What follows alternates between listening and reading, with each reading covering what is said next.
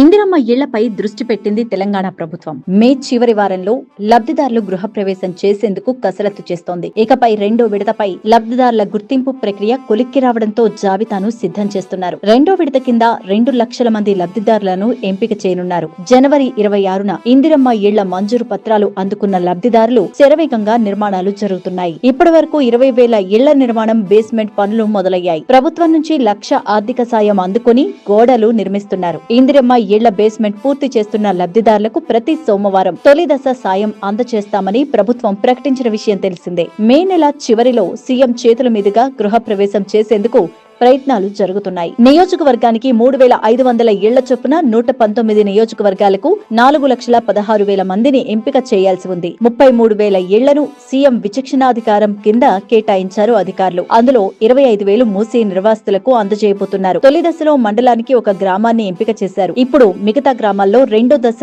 లబ్ధిదారులను ఎంపిక చేయబోతున్నారు. అందులో 1.05 లక్షల మంది లబ్ధిదారులకు సంబంధించి సర్వే పూర్తి చేసిన జాబితాను కలెక్టర్స్ కు పంపించారు ఎంపీడీఓలు. జిల్లా ఇన్ఛార్జ్ మంత్రి ఆమోదించగానే మంత్రులు, ఎమ్మెల్యేలు లబ్ధిదారులకు ఇళ్ల మంజూరు పత్రాలు అందజేయబోతున్నారు.